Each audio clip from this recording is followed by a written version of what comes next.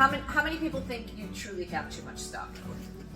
There we go. Okay. Are you ready though to really get rid of it? Is really the question. Yes. Then you got to be like Elsa, right? Do you all know who Elsa is from Let It Go? Yeah, Frozen. Let it go, right? I mean, that's really how you have to do is you have to have that mindset. But it's hard, right? We're very emotionally attached. We have more years behind us than ahead of us. Maybe you just don't care. That's okay too. There might be a lot of anger if maybe you lost a loved one and you were left behind to deal with all of it.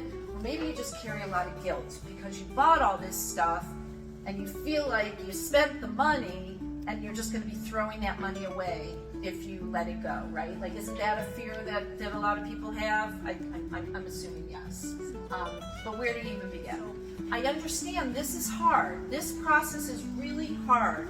And I give you all a lot of credit for even showing up here today to even acknowledge that, maybe it's going to be hard for you too.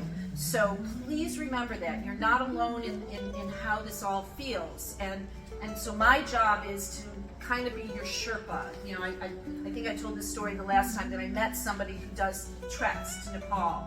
And when he asked me what I did, I said, I think I'm a Sherpa. And he's like, how do you think you're a Sherpa? I said, well, because I take people up the proverbial mountain and I carry the burden with me every day that I'm with you.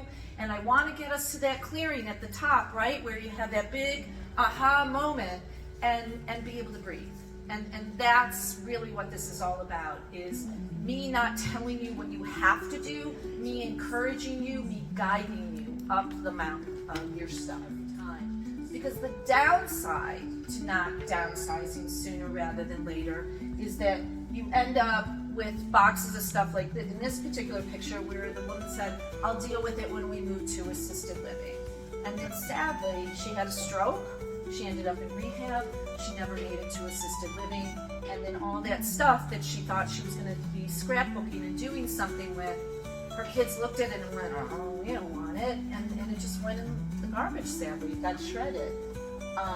So the takeaway from that is we all are going to run out of time eventually. So start doing this in little dribs and drabs as much as you possibly can.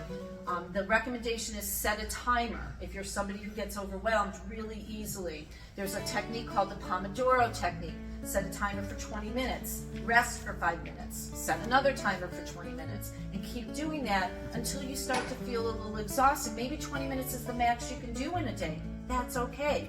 Only tackle, though, that little area that you can do in that one day. Okay? Upside to downsizing sooner rather than later. Your stuff, you're not carrying your stuff with you. Like I was talking about being the Sherpa. It's a burden. It really is. And we really have to be much more intentional as we continue to age, especially because if you're moving from 4,000 square feet down to 400, 500, 600 square feet, you can't move the walls. You can't raise the ceiling. You can't lower the floor. And it's not safe to be in a small space with things piled up. You will save money.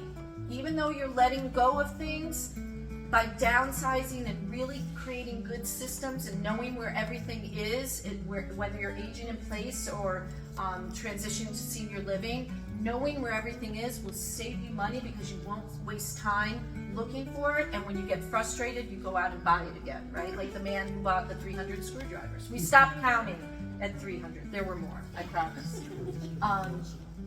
So, obviously why hire a professional organizer or somebody like me?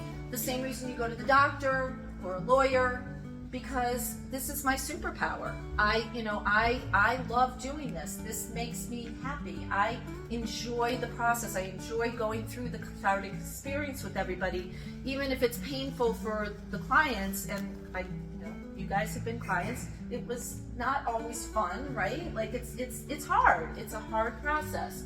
But that again, like sometimes we just need that extra set of eyes, ears, hands, open eyes, ears, hands, and heart and mind to be able to really get through something like this.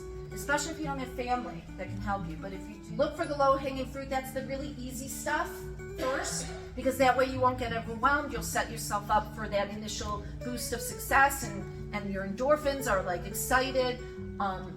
And then allow yourself time to reminisce, keep an inventory, compromise with your significant other if you have one. That's really important. And count your blessings. I mean, I know times are really getting a little uncertain for a lot of us, and we're not really sure what we're going to have. But I still think it's really important that if the amount of money that you might make doing any type of garage or estate sale isn't going to change the trajectory of your life at the end of it will not have changed very much of your life, don't do it. It's not worth the time. Let other people who really need the stuff get the stuff. Don't worry about the unknown. Life's uncertain. Let's just be clear about that. There's no way to control it, so just understand there's going to be a certain amount of uncertainty. Don't put your stuff in storage.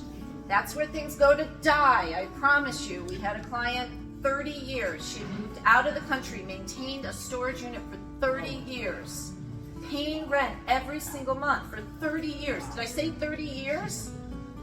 And remember, always edit your life ruthlessly. It's your masterpiece.